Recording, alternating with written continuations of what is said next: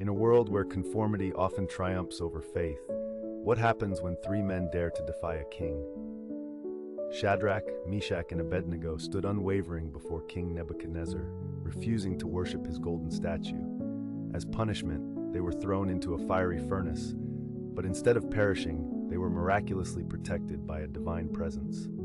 Astonished, the king witnessed their resilience and proclaimed the greatness of their God, forever changing his heart. This extraordinary trial showcased the power of unwavering faith.